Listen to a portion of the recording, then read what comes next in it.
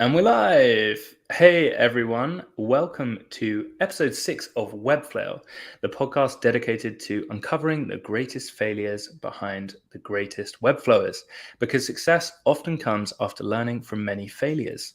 I'm your host, Jack Redley, a failure connoisseur, and today my guest is Emily Lonetto, the director of community at Webflow, the company which inspired this podcast. It is an honor to have you here, Emily. Thank you so much. And you say my title so much better than I do. I'd like to just take that and use it as my soundbite moving forward. Is it just my annoying accent? Maybe that's all it is. I don't I know. don't know. I have an appreciation for it. Okay, well, hey, if we can carry on that appreciation throughout the podcast, that will be epic. I'm very, very glad we started off on such a great foot then. So you have sent me amazing, amazing failures. But before we get into those, tell me a little bit about your early career and what led you to Webflow. Yeah. So I mean, I feel like many people have like found Webflow in like a point of like deep frustration of like, hey, I have this idea, I like cannot execute on it. Like I will do anything to be able to get that. And I think like my whole path leading up to Webflow was very much so that was like, hey, like I'm like this like level one player who like has no idea what they're doing, and I'm like just desperately trying to level up with tools or add-ons or things that make my tool set better. And I guess like my path to Webflow actually started when I was a musician, which is really really random. I was a lead singer in an alt rock band back starting when I was like 16 until when I was 19. And basically from that, like we had to do all of our marketing, all of our promotion, all of our things ourselves, and we had obviously could not afford. I was 16. I was the youngest member of my team. I like to think the most like graphically talented of the team, since at the time I had Photoshop. That was like literally all I had, and had basically self-taught, and had taken a bunch of different design courses, got really excited about that, and then realized that as people were starting to grow their own backgrounds post MySpace, you like needed to learn how to make your own website. So took some of like my graphic design background there, mixed that with needing to make that for my band, and next thing you know, was translating my designs from like Photoshop into, at the time, Apple had like a web developer client. It was terrible. Then Dreamweaver, then Squarespace, the whole shebang. And then eventually I realized that I actually have more passion for that type of building and design and marketing than I did for my own music. And that kind of led me into going more into that tech career, going more into entrepreneurship, and slowly discovering Webflow, which kind of took my love for just automation and design and then unlocked just a whole new potential. And I don't think I've looked back since 2016. Yeah. Wow. It's amazing that it all started with your music. Like, it's such an interesting part of your life that maybe people that are watching this or listening to this don't actually know about. But it just shows the power of Webflow infiltrating kind of every different industry, regardless of what industry. It's just if you want to build something quickly and make a digital footprint for yourself, you can do that with Webflow. So it's so cool that you started there. Are we going to hear any music throughout the podcast? Are you going to Oh my sing God. to us at all I now, maybe? sincerely hope not. I was a much edgier, angstier Emily back then. And I reserve those photos for when I get unsolicited birthday messages. And like, that's it. You know, old friends love those photos. Current Emily, not so much. Okay, so are we talking like emo, or are we Oh my God, talking? yeah. Like Okay. full blown, like at Warp Tour every year, like in the Oh crowd. wow. Okay, like mosh pit, like Did not eyeliner. know how to use eyeliner correctly. Um, Hot Topic era. It was bad. Okay, so tell me a little bit about how we went from the Emily who was in the mosh pit, who didn't know how to wear eyeliner, who was just making stuff because you kind of had to in that time, to the Emily that kind of is now working at Webflow. Tell me a little bit about that journey.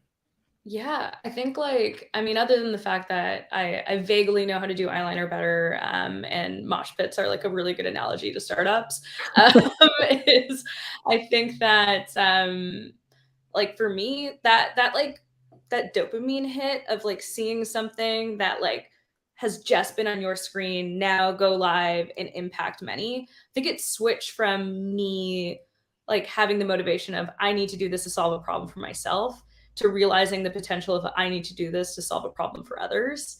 And how exciting and like addicting in a really good way that became. And that kind of led me into discovering tech and software and understanding how much that if you can build good design experiences, whether it's on web, whether it's in app, whether it's in your messaging, you can actually change the direction of other people's lives and what they can accomplish and things like that. In the same way that I'm sure all of us who are listening today, including yourself, Jack, have like found a piece of software and you're like, oh my God, there's like a whole nother like part of my life that I've just unlocked. And so as I kind of started my career, I was more so focused in just get into any startup, just learn. I want to be an entrepreneur. I want to like get into startups so I can learn how to do that myself. Then started to see like the impact and the feedback loop and how quick you can get that when you're working at a high growth startup, and got addicted to that at my first job where I was at Tilt, a payments company. And we had very quickly gone from like a couple thousand users to well over 1 million over the course of 2 years, which is a crazy ramp. um, and that kind of continued that thread of, okay, how can I repeat that? How can I do that faster? How can I build my tech stack so that like when it comes time for me to build my own thing, that I know without a doubt this is what it looks like. And I think throughout that whole course, I started to figure out, and Webflow became a very big component of that. And Webflow also then became a very easy hall pass company for me of like, I always knew if there was ever an opportunity for me to go in and help or work on the product that made such a big difference for my career, I would take it. And when this role came along, where it's not only like help that, but also help the people that I had once kind of been in, it was an absolute no brainer. It's a dream opportunity in so many ways. Wow, that's a really, really good summary of your journey. So, what I found fascinating about that is how you use Webflow to basically facilitate community. And now you have kind of gone full circle. And now you're at Webflow facilitating community, and the community is helping to shape the product itself and grow the company itself. And I think that's one of the fascinating differences between Webflow and other website builders or anything in this realm. I have not seen a platform with a stronger community. Can you talk a little bit about how, Webflow is helping communities grow, but also how the community is helping Webflow grow? They're like, it's so symbiotic, which I think is also just like a very important factor. Like there's a lot of companies, or no shortage of companies, who are like, I want a community. But often in a lot of cases, like there are really fantastic ones out there, but a lot of them are mistaken for, oh, community is another marketing channel. Community is like a billboard of sorts, or it's really more about the company. And I think Webflow has done a fantastic job since day one of building with community rather than building and like basically just broadcasting to them. Because like there is no difference in between that and like having an email list when you really think about it. Yeah. And so I think what Webflow has done really specifically with this community and like why it's so special is because it really is like it's a platform that empowers, and they've always taken that approach. And I think like what is exciting about it is like the community was built on product feedback, on sharing what it is that they're building and the stories behind those creators. Not necessarily the like, hey, here is a net new thing that like we want you to do. It's really more about we see what you're doing and we're going to highlight that. And so I think like in a lot of ways, like we help by obviously trying to listen to those things, to build with those things in mind, and also build programs to help showcase and surface that work. And they help us by surfacing that, by providing feedback, by being incredibly helpful and expanding what I like to think is like the whole product of Webflow, which is not just the single player, hey, I'm in the designer building by myself, but that multiplayer experience of I can find people in different factions and different parts of their own journey, their own design path, and I can work with them. I can ask questions. I'm never alone when I'm building a Webflow. Yeah, definitely. And obviously with the clonables being such a big part of the platform, there's like a very real facet of community at play that happens daily. And I think that's why so many people are getting involved with not just the platform, but also all the community events, FinSuite, Webflow. I don't know why I put myself in the same sentence as FinSuite there. I'm sorry, FinSuite. I've actually realized that we are clashing with FinSuite as we speak, which is completely my fault. So anyway, if there's anyone who's watching from the FinSuite community, I appreciate you. But what's really, really fascinating, I think, as well about Webflow in comparison to other platforms is that the community events that are not only organized by Webflow, but also you've got State of Flow with Melissa Mendez and other things like that. Can you tell us a little bit about how to build a community that's as strong as Webflow's, obviously as a master community builder that you are?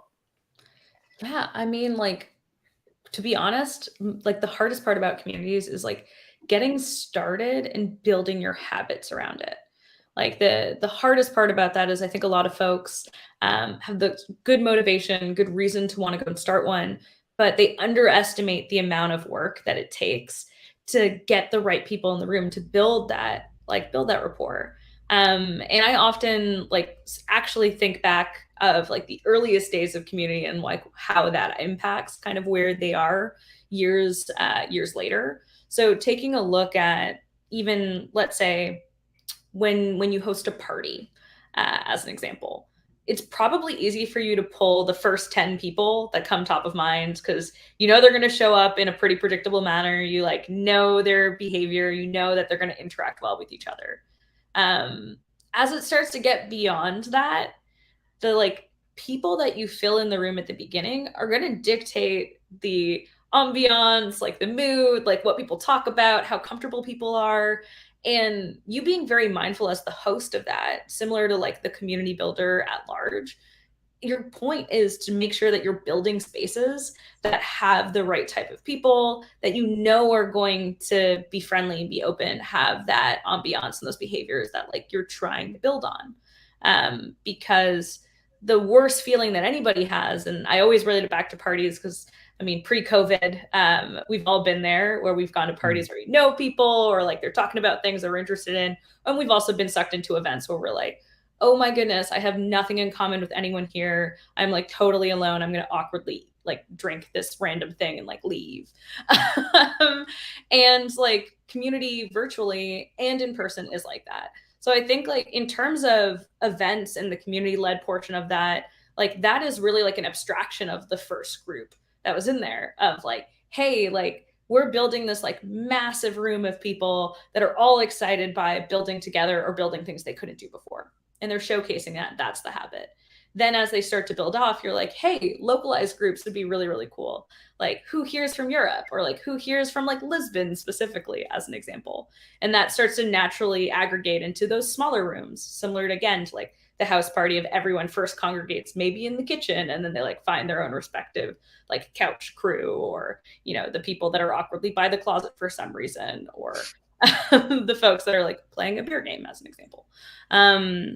And I think that that's where like the community led portions become really exciting because it's almost like taking an abstraction of that first room and building a net new habit and being responsible for like that net new add-on of like, hey, you like Webflow, but you also, let's say, like integrations, like come be here.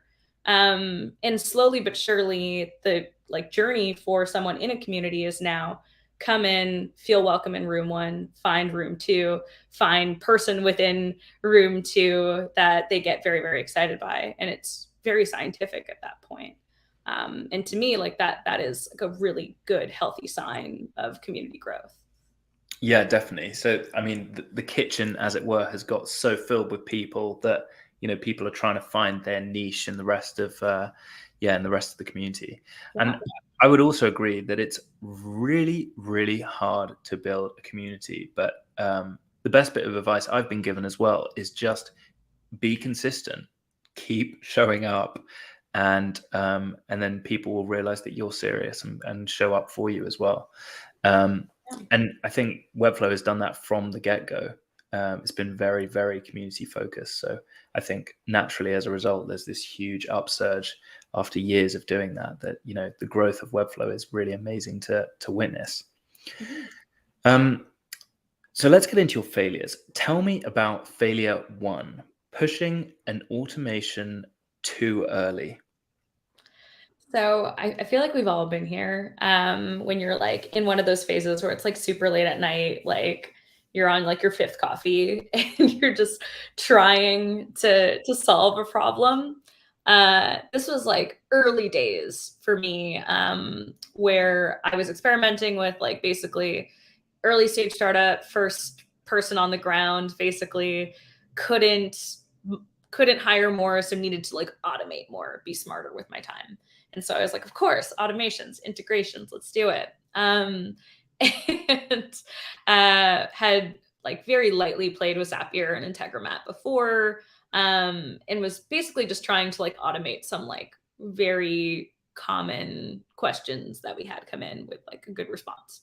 Got everything set up, finally was going through it, was getting to the point where I was just filling out my own form like a million times so that I could just, quadruple check that it was working. However, I had multiple tabs open, because I was playing with multiple iterations of what would have been my Zap, from someone submitting a question to it hitting our inbox and in our Sandbox to it potentially getting filtered into the right inbox and then sending out a reply. I clicked live on the wrong one. My gibberish reply was beep boop, because it was late at night and I was just trying to figure out how our bots would reply to things. And that resulted in a 1-second click that got about 15,000 people hit with an individual message that just said beep boop, from our company profile, which wasn't fantastic. And I had hoped that of those 15K, no one from the office would be part of it because I was very early in my career. About 50 of them were. Ooh, okay. And that very quickly became my nickname in the office for quite some time. But thankfully, the team was very understanding. And you see more and more of that now with quote unquote interns sending emails wrongfully, like the HBO the HBO issue only like a few months ago. Yeah. Okay. So that gives me nightmares because I've had a very similar thing. I set up this community called the Creative Book Club, which turns out was not a very creative name, and it wasn't a very long-lasting creative community either. But I still had a welcome email go out when people signed up for it, which was like, I'm going to organize a call for you. Like, we're going to have a call just to get to know each other and stuff. And that email had been going out, unbeknownst to me, for months and months. And all these people were expecting a call from me. And I was getting like, I actually got an angry message on LinkedIn, which finally let me know that this was still happening. So yeah, that gives me cold sweats, that story. Beep boop isn't the worst bit of gibberish that you could have written, because I think if I did have worse ones. Okay, so at least you chose that one. Yes. Over something, really bad. But I mean, if you had any learnings from that, I know that you could just be like, well, I wouldn't have chosen that one, obviously. But do you have like a kind of a system? Because you must be setting up these types of automations now. Are you like, okay, now I'm going to like get my boyfriend to check it or whatever? Do you have anything that's like a kind of sure fail-safe thing to do? Oh my God, yeah. I'm a lover of the Sandbox now. There is not a single automation that I have pushed since that does not have a sandbox. And so what I mean by that is it's like an interim place that all of your inputs and your outputs go to. I use Airtable predominantly for my intermediary. um, and I would definitely say, like, if you are someone who pushes a ton of automations, having a step before you actually push it to your database, before you actually push it live, and that being like an enclosed database of sorts, will save you so many headaches. And I think additionally, like if you are, let's say, uncomfortable with playing around with, like, let's say your core database, or uncomfortable playing around with like your core data visualizer, having a sandbox is a fantastic place for you to manipulate data and play with it and get an understanding without potentially ruining your end result, or let's say a database that more people rely on. Yeah, for sure. That sounds like a pretty obvious, but still At the very time, important thing I to say.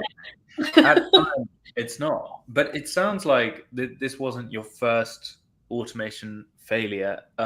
You sent me a lot of hilarious ones, but can you tell me a little bit about failure two, making a bot that accidentally sent free money to customers? So, I mean, it was purposefully supposed to send free money to Oh, customers. okay, I okay. just didn't think that it was going to be as popular as it was, which in hindsight totally makes sense, because, like, who doesn't want free money? I don't even know if this campaign would work nowadays because it sounds so fishy. um, but like, it was an earlier stage in the internet and people were down to do whatever, I guess, with their phones. And so at the time, I was working at a company called Tilt, which was an easy way to for people to send requests, split payments between friends.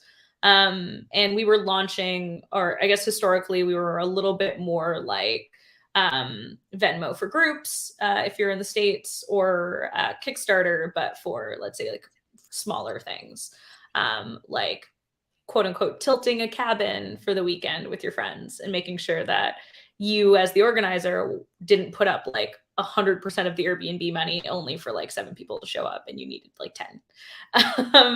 And what we were trying to do was launch P2P payments, which people were already doing with our group function, but just inviting one person. So we're like, we might as well just like, let's make this a thing. In order to get people to actually go in, test that out, we thought that it would be really great to have a bot, like to teach people to like go into the app, look up that bot's name, request $1. Some campaigns people were hit up to $10, and they would immediately pay it out. So they'd go through like the whole product cycle of like download, look up, request money, receive money, celebrate. Um, and so we built a bunch of different bots. One in Canada, for example, was Drake back when he was like tossing, or not tossing, he was like doing that. Hotline Bling came out at the time. And so we took like the gif of him doing like the weird dance where it kind of looked like he could be throwing out money. So we like animated that. We had Drake bot as an example. We had like Kanye bot, dad joke bot, so many of them. And what I didn't think about was we set them up with a small script using my actual iPhone. And so I had logged into this bot, had created it, was on my cell phone. We launched the campaign, didn't think much of it. The notifications came in so quickly that I couldn't get to my settings in time to be able to turn off notifications from it, to the point where I literally couldn't use my phone for days and it had to be plugged in at all times because the notifications were coming in so quickly. And I'm pretty sure it shot my battery. But it was a fantastic campaign. And again, I've learned, don't use your own personal devices when you're doing work tests. And also, people like free money, so don't underestimate that. Wow. Okay. So there was two bits of key advice there. Market using free money, and and yeah, don't use your personal. Okay. So there seems to be a kind of trend here, Emily. I mean, there's a lot of like personal devices with the company stuff. Were you always as senior as you are now with Webflow, with other industries that you've been working in?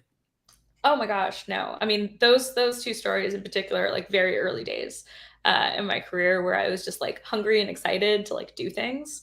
And like I think that's why like the like quote unquote story of like intern does X and it like results in Y is like such a relatable and like such a relatable and like entertaining narrative that I think a lot of us rally behind.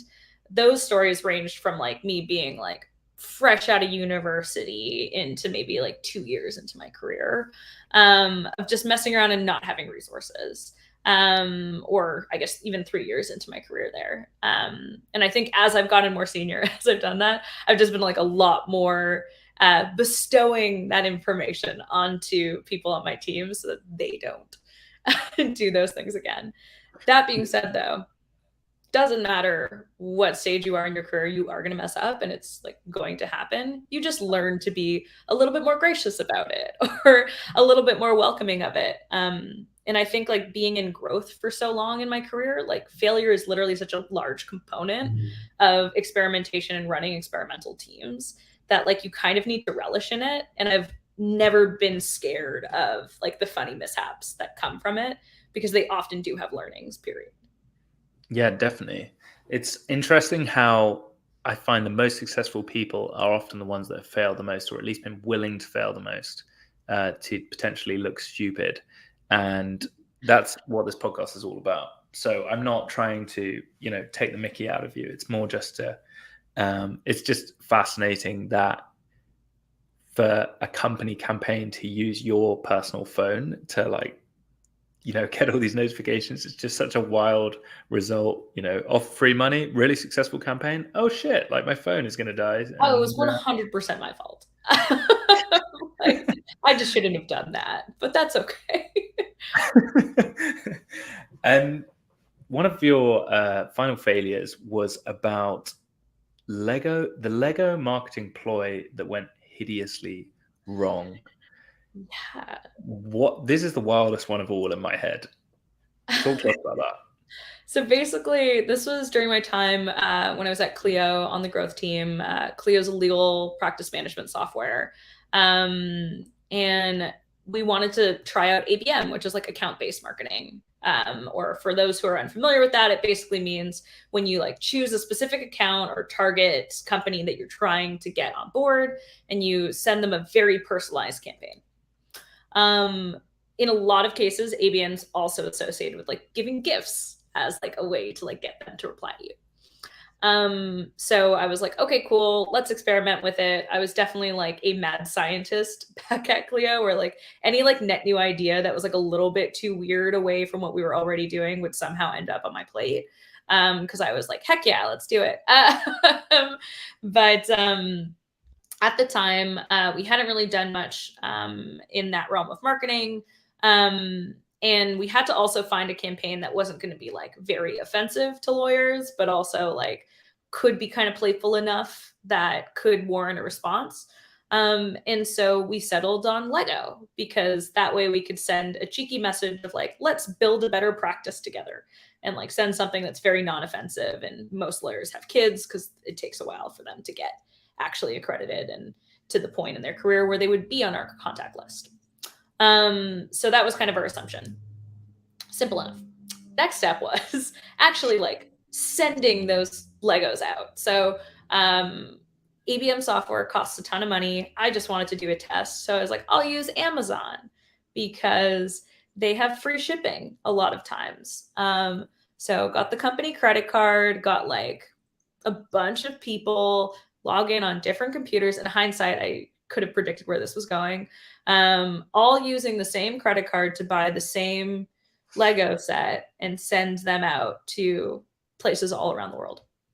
To me, I was like, oh my God, genius, saving money, saving time, shipping, not having to procure an ABM software. To Amazon, that looked a lot like a scam. And so what ended up actually happening was we got maybe 10 out of like the 250 we wanted to do that day before our company card got flagged for fraud. We got kicked out of our Amazon account. That company card that got flagged for fraud was connected to all these other softwares, happened to be the end of the month. So like all these like failed payments started to come through. I was freaking out. We're in a startup office, so all of our conference rooms are glass. So I'm like totally freaking out, and everyone can see me. And I basically ended up staying at the office until like 11 p.m., 12 p.m., or 12 a.m. that night, just to like try to get through all of the ways that we could make sure that like this doesn't happen again. How do we like still maintain some of this campaign, so on and so forth. Finally, credit cards unfrozen, things are okay. People at work are like, it's fine. I'm like, it's not okay. We had Lego to send. And I like leave, lock up the office, start walking home. And for whatever reason, that specific day, there was a massive installation 2 blocks away from our office. On my way home, a giant human-sized Lego. And I don't know if it was like the world mocking me, but in that exact moment, I I don't think I've ever like maniacally laughed in public before, but like I did in front of this Lego installation at like 12:30 at night in the middle of streets of Toronto, and it was fantastic. And to this day, I will literally never buy Lego again.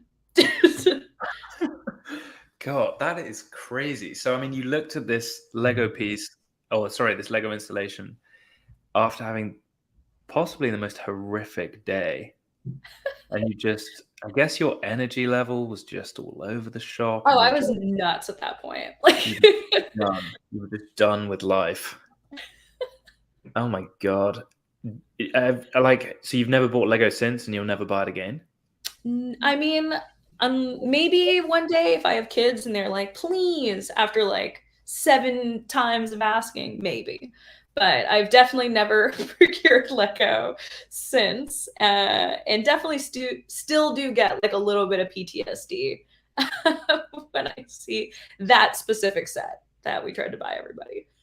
Ah, so, I mean, all of these failures come from some pretty interesting, like, marketing campaigns, um, which obviously you've done because they're way more effective than like traditional marketing campaigns, I imagine. Like that, they're going to get media attention. They're going to be probably more well received by the people that receive them. Do you feel like, Webflowers, freelancers, agencies, people in the Webflow space, do you think they should be trying more outrageous stuff? Because although these are all kind of, I don't want to use the term failures, I'd say more creative marketing lessons. Yes. They're also insanely impressive. And I imagine have, a way, way better response rate than anything else. Yeah, I mean, like, I think that, like, there are big swings and big wins. Like, that's just kind of like how you look at it. I think like a good strategy is always having like a good variety of things that you know are like surefire wins, things that are foundational, important. And then like basically it's almost like the same when you're like building like body mass or you're building like muscle mass, is like there's like skeletal things that are you need to do these things in order to like be alive. The next is like your foundationals, like necessary campaigns, like regular channels that like everyone needs to do, like email, SEO, like your potential for just like base ads, like things like that are things that table stakes.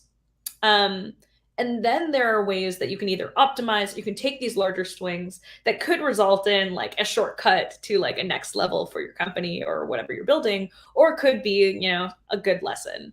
And I think like that healthy balance of knowing when you can afford to take some of those larger bets or when like sometimes those things are going to pay off, I think is always healthy and exciting and keeps people engaged longer, whether it's like you trying to remain motivated in your job or like trying to keep your audience really excited about what it is, what are they going to do next.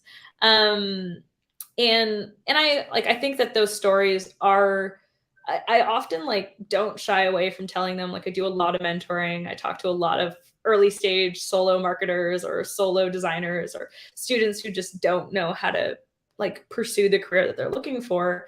And like, I personally think like taking those bets, having those stories, like having those scars makes you more interesting when you are starting to like tell your story of what you uniquely bring. And I love that. I love hearing those stories back and forth too. And they're funny and they're awkward and they're sometimes frustrating in the moment. But looking back on them, like they're defining. Like you don't talk about that one time that you sent your 100th email campaign that went exactly as planned. But you do talk about those times where you accidentally sent beep boop to a random people. So it's like things like that I think are important. Yeah, and it's definitely very humbling for someone at the start of their journey to hear, those mistakes, the things that didn't go right, because there's enough people shouting about the things that are going amazingly in their life. The second you log into social media. I want to ask you though, if anyone's watching that's an agency owner or a freelancer, you talk there about getting the basics of marketing in order, and then kind of risking it to take the biscuit, or whatever the like American phrase is, Yeah. taking the big swings. That's what you said, and knowing when to really risk it and maybe do something a bit outlandish. When is the time, in your opinion, for a freelancer or an agency owner to be like, let's risk it and do something a bit more outlandish with our marketing? Do you think? Yeah, I think like, I mean, when you have a little bit of foundation, like you have a good idea of like who your audience is, like what your goal is as a company, like foundationally, I think in those levels, like you need to have that sound before you start to make like crazy bets by any means. And also like I think there's sometimes a confusion of like big bets equals like big spend. Totally not the case. 99% of the reasons why like those things have failed is because I was trying to be scrappy. Not because not because we had tons of money or tons of time to blow, because like that's very rarely the case. um and so I think like there's no perfect time per se to be like, here's where you can take a big swing. But sometimes like I think the best thing that you can do for yourself is like provide time for you or your team potentially to take a step back from what you're doing on a day-to-day basis and ask like, what else could we be doing? Because often like that's where some of these really exciting creative campaigns can come. And sometimes like it doesn't have to be a full-blown huge campaign that you're doing, but could be like a small test or an iteration of like, hey, like does this small pivot make sense for us? It's validation. It's a way for us to get early data. And like as much as I talk about these failures, there's like loads of examples that have come from like that same incubation process, that have led to really good things for us. Like very similarly, like the complement to like the free money campaign, for example, was like we were having issues with messaging. People like had historically, this is actually the opposite effect of like having a big swing here, was in the States, Tilt was huge for very large parties, very like 5,000 person Cinco de Mayo parties or like massive events, when like the true value of our product was we were making it easier for like the organizational person in your friend group to like just get paid back and like not feel awkward about it. That's totally different. And we were competing against like these much sexier, much more exciting marketing campaigns to basically say like, hey, like don't feel bad about asking your roommate to pay you back for utilities. It's like not a cool story in comparison to the other one. And so like another example of something that came from that was literally making a rogue website to talk about Tilt as a product, which we actually did a ton of. I think I had like 15 microsites that we played around with that drove back to Tilt, which was kind of cool. And some were super viral, some were total duds, some were like strictly for SEO, like lots of ways to think about it. But one in particular was called daveistheworst.com. Literally doesn't even have Tilt in the name of it. Um, and we took a photo of one of my then coworkers, Lee. We dubbed him Dave because he just looked like a friend that everyone would have. And we called him the worst, and he was totally down for this. And the whole site was literally just talking about meet Dave. Dave is the worst. Dave, like, never pays you back for pizza, but like is always eating takeout. Or like Dave, like never pays you back for like, or never pays you for internet, but like still mooches off your Netflix, like things like that. And these are all like super relatable, actual stories of like problems that users had, but we just centered it around this fictional character, Dave, and made a whole website about like all of the ways that he was the worst and all of the ways with fun CTAs that you could potentially use Tilt to like get Dave to pay you back. And Dave became a bot for us too. Um, and what we didn't expect was not only did that help to like really resonate messaging, but it also went super viral because people started to tag all of their Daves in their friend group, as well as people who were like metaphorically Daves. And it totally changed the way that we could do messaging without having to do traditional ads. It cost us literally just the amount for the website, and it was organically powerful. So I think that there's like that is a good example of one that like we did pretty early on that had huge impacts on us and really only took a few hours for us to get set up. And like I think a lot of agencies can do things like that by showcasing alternative work, other microsites, or even taking small bets like hosting Webflow party or maybe trying live streams or things like that, and paving the way for other people to also use those as ways that they can connect.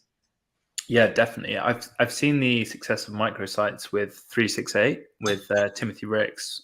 Did a campaign. Well, sorry, he made a website for health workers, and this website obviously went viral because everyone's like, "This is amazing," and that linked back to their website. I had a similar thing where I made a website called The History of Veganism, which was received a lot of hate, but it actually went back to my website at the bottom. If you scrolled far enough, then you could send me hate messages at the bottom. And that turned out to be amazing for me for traffic, not so much for clients. But the point is still the same, that doing something that is a big swing time-wise, there might be a big time investment, Yeah. but it actually doesn't cost that much. And, you know, that can completely change the game for freelancers or agency owners. So yeah, completely agree. There's a few community questions. I'm sure you're kind of bored of questions about Webflow community, but because you must answer a lot of the same questions and be in meetings about these types of things. But can I just ask you a few questions that people are burning to ask you? There was a really interesting question actually in the chat here from Jeremy LaRue. Jeremy, amazing name. I love that name. So how is Webflow planning on working with the existing communities in the space that sprouted up after Webflow chapters kind of fell off the radar, he says. Can you talk to us about that? Yeah, absolutely. So I think for a lot of folks, like myself included, I've been a meetup organizer in the past. I think that like you really do need a lot of support if in particular you are like doing it yourself. You either need more people to help you or you need support from, let's say, a company that you're helping to promote or things like that. And I think in a lot of cases, with the meetup program, like a lot of folks just were getting people together to talk about Webflow, talk about how they were using it, help each other out. And I know during COVID that became really, really hard for a lot of people who were historically leaning on that as an in-person way of kind of bridging that connection. I think as I'm now kind of getting back into the swings of things and really auditing what are ways that we can help to really revamp some of these programs, we are actively working on and looking to launch within like the next few weeks a revamped global leads program that includes the organizers and includes a lot of these sub-communities. We're revamping events.webflow.com. So then that way it really, really focuses on increasing the surfacing of the content that people are creating, as well as the events that they're doing. And we're also, which I'm really excited to announce, even taking that to the next level around Webflow Conf, where we are going to be launching a like road to conference style community-led program where people who are, let's say, interested or are already hosting events leading up to the conference and maybe even watch parties during will actually be promoted in like almost a band tour style. Maybe this is me alluding back to my old history of being a musician, but band tour style CMS on webflowconf.com so that people can actually find global hubs that are going to make that experience a lot more exciting, because I know not everybody can fly out to San Francisco and afford to take a few days off to be at a conference. So I think like that, plus the fact that we're reinvesting money into that, and we're also launching community grants, which will provide like increased ways that we can provide financial support as well as access to our team, are all things that are very top of mind with that program. I'm also very open to hearing more feedback on anything that you specifically want to see from it, because that's really our goal right now. Awesome. Wow, that sounds like a hell of a lot in the works with community for Webflow, and that links back to earlier in the conversation where the heart of Webflow is the community, and there's that kind of symbiotic relationship. So it's really amazing that you're willing to hear feedback, because I guess your inbox is inundated every day with people. Jeremy says, "Good to hear. Thanks." Thank you, Jeremy, for asking the question. So what excites you most about the next few years as you lead the Webflow community through a stage of viral growth? Oh my gosh, there's so many things. I think like the biggest thing for me that's really, really exciting is unlocking more like internationalization and more ways that people can find their second room, their third room, like I mentioned in the analogy before. Is I think that we have such a fantastic opportunity of so many people with so many specialized talents and places and things that they can connect on. Is that one is, how can we provide better programs, better opportunities for folks to like find their local tribe and like bring some of the offline side back into kind of how we build on the platform. So I think that's really exciting. And even co-creation, I think, is a really big element of that too, is how do we work with the community to create content that we're missing or that could be localized. And I know like a hot topic in a lot of cases is people around like multi-language and like building in different parts of the world. So how can we partner and really like focus on globalization as something that we can really expand into as a community? And I think lastly is like rethinking how we as a community surface regularly the content that's created, because there is so much from the community itself. So very excited to rethink how we can even use like / community on Webflow to be like a crowdsourced complement to Webflow University to a certain degree. Incredible. So there's a ton of stuff that people are asking about and setting up their own local events and local communities. What is the best way that they can get in contact for Webflow to potentially support that, or grow or get advice for whatever they're doing, if that's an offline or an online community event? Yeah, I think like the best way is, I wish that we had this page up literally right now. I looked at it this morning. It looks fantastic, but it's not live yet. Is I would say right now, reaching out to events at webflow.com. That will go back to me and the community team. If you're interested, I do have a form for folks that is going to be embedded on that page, but I can send it to you preemptively. Ultimately, like that's going to help us get a sense of those that are interested in getting to, or who already have a community or looking for support or want to start their own. In addition, if you are interested in potentially hosting one of like the Webflow conf related events, definitely like reach out to events as well. We are going to be also launching a form specifically for that. There's going to be fun giveaways for the leaders that are going to be participating in that program, as well as a few sneak peeks that will be able to slip your way. So very exciting on that front as well. That's amazing. And I guess for anyone that's wanting to potentially set up a Webflow community, is there any advice for people to set up a community, and like what kind of parting words would you give them? And maybe also, what advice would you give someone to dissuade them from setting up in a community? And the reason why I say that is because, as we mentioned at the start, it's not easy setting up a community and you need to be quite disciplined. So, what type of person should or shouldn't set up a community? Yeah, I think like for a lot of folks, like I very rarely say like, oh, you shouldn't do that thing.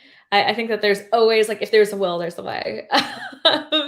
Maybe that's why I've like had so many failures, but like still, I think that if you are looking to start a net new community in your area, my biggest recommendation is like find your first follower. And what I mean by that is like it doesn't, first follower is literally just a term. It's like from like a very popular TED talk of someone at like a music festival, like dancing like crazy. And it's not until the first person comes and joins them that he has like a group.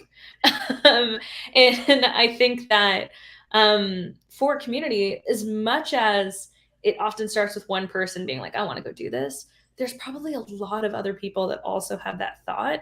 And together, you guys are going to be way more powerful to be able to lean on each other, to not have all of that weight on you, and potentially start something that's really, really magical. So I do think my biggest recommendation is like, don't stray away from it if you have the idea, but raise your hand and see if someone else will raise their hand too. Because I think that will always be like a much more organic way of growing at the beginning. Yeah. And just to second what Emily says there, I'm not trying to dissuade anyone from setting up a community, but I do think it is, it is a difficult thing to do. And I think thinking about the individual rather than being like, I'm going to set up a community like straight away is quite an interesting idea that I've personally found really, really helpful. I actually met someone from Whitley Bay, which is the little town where I'm living at the moment, just because I put questions on Discord and Slack and different communities, being like, does anyone in the northeast of England use Webflow? And this person replied, and I'm going to meet them next week. So just starting there maybe means that what I'd love to do is set up like a northeast of England meetup. And I feel like, me and this person that I met on Discord, hopefully that's going to be like, get the ball rolling. And you are obviously an expert at building relationships and connections. I mean, you're talking there about just finding, your one follower, but then what? Like, how do you go from there? It sounds like a silly question, but for someone that's maybe a bit more introverted, they might be like, okay, cool, I've got a follower now. Like, or I know that person is kind of in my area, but like, what do I do? How do you build that connection and foster that to grow something maybe? So I think like in a lot of cases, like I'll even like lean back to when I first started my own community back in Toronto. It was called Growth TO. I was like a solo growth person, like couldn't really find ways that I could level up myself, like really just wanted to learn and connect with people. And like it wasn't easy. And going back and forth between SF, which had that like just flowing everywhere. And in Toronto, I'd come back home and feel alone. I think like that prompted more of a strategic approach to like how do you build community. And it started with like there's one person in Toronto that I specifically wanted to meet, and it was like my like number one goal. When I did get to meet with her and talk with her and like chat about like her problems and what she saw in terms of like the topic that brought us together, which I think you'll definitely have, Jack, with the new person that you're going to be meeting shortly, is like realizing like the common ground. And the second we got that common ground, by the end of the conversation, I could get to my prompt, which was, if I was trying to talk to more people who you felt had like similar thoughts or problems, who should I speak with? And that like cadence of like finding someone else to reach out to, finding common ground, asking what's next, became very systematic. And what grew from like a short list of 3 to 10 to 20, then very quickly multiplied in impact to very shortly after there was 250, then there was like 1,000, then 2,500. And that is really like building community with intention. And again, going back to that analogy of like filling that first room and making sure that the first few people have something in common, like that was a way in me doing that, while also like, being able to find people that, worst case scenario, I had someone else to talk with, and like we had formed a bond, and like who doesn't want that to a certain degree? Yeah, that's amazing advice. And Maggie has just put in the chat, chatting with other existing Webflow communities is extremely helpful too. There's so many good resources out there. 100%. Yeah, and those might be on Slack, Discord, Twitter, Facebook. They're everywhere. And I feel like there's so many little different micro communities and some pretty sizable communities that I'm finding out on Discord and whatever. So I think, yeah, they're everywhere, and you don't necessarily need to be like, I'm going to set up my own community from the get-go. You might just jump into someone else's community and get to know people and be like, oh, you live locally to me. Like, let's just meet up and have a beer. And that might be the start of something. So yeah, couldn't agree more with that, Maggie, as well. Interesting question here from Ben. How do you / can you disconnect from social media as a community manager? I would say, I mean, candidly, I'm like very bad at that. um, I would say like it's like the number one thing that like my partner will regularly like get at me for. He'll like literally take my phone away from me sometimes.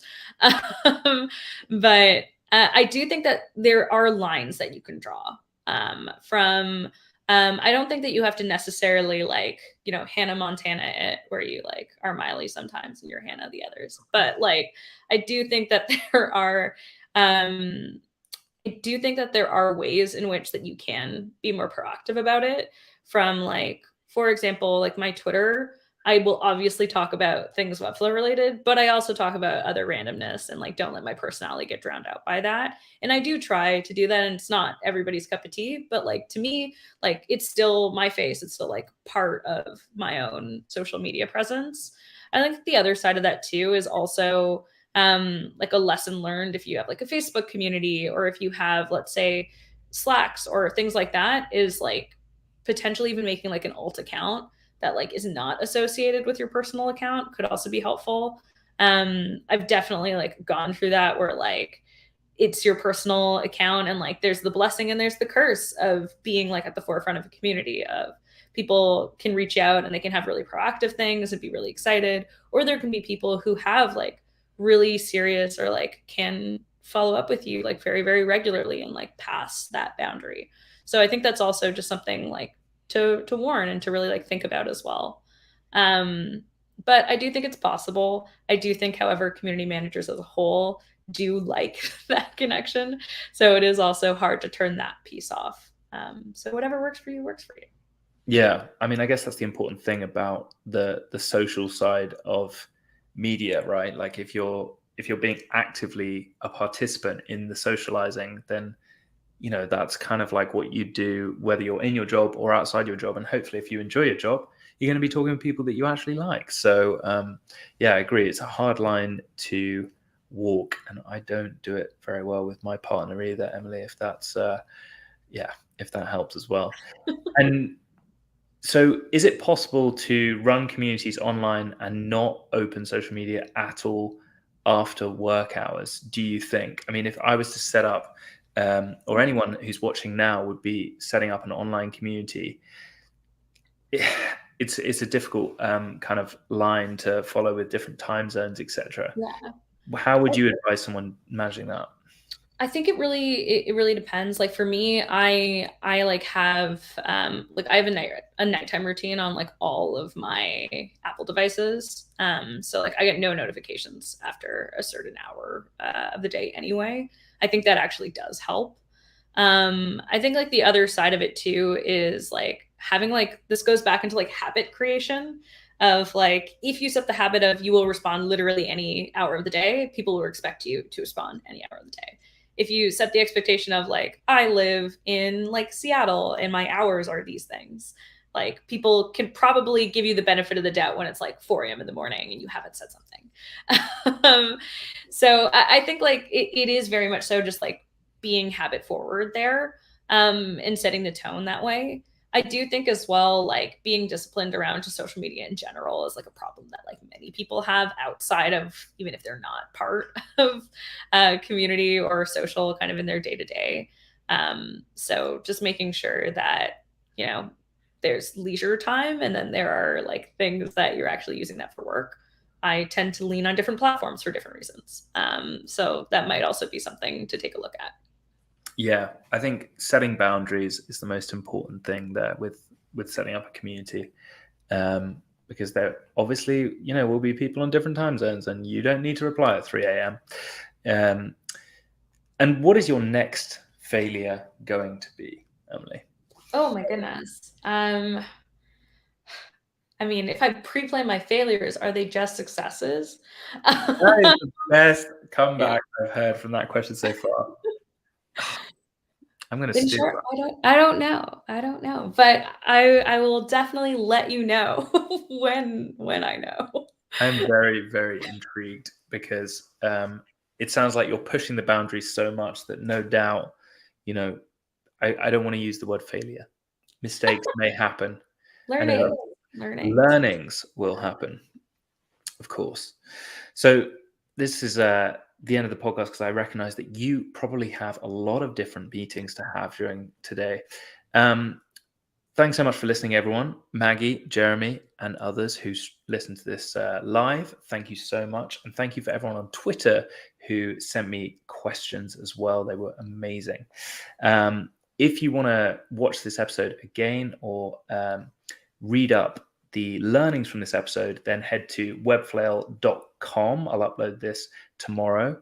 And also, if you're not subscribed to the newsletter, I do a weekly blog post. I post 3 inspirational websites for you to be inspired by for your next Webflow projects. I send 3 Webflow jobs and the most recent episode as well. So subscribe on the Webflow website. And Emily, where can people find you / get in contact? We know that events at webflow.com is where they should get in contact about community stuff, but where should people follow you on social? Yeah, I mean, you can definitely find me on Twitter. It's just at Emily Lonetto. And of course on pretty much any any Webflow owned channel, you can definitely find me. But definitely reach out. So excited to meet so many of you. Like there's no shortage of net new people. And yeah, thank you so much for having me, Jack. This was really, really fun. Yeah, it was amazing to hear about all these incredible failures and learnings. And if there are any Webflows out there that really resonate, get in contact with me after this episode too. Thanks everyone for joining, and I will see you at Webflow Conf. Bye everyone.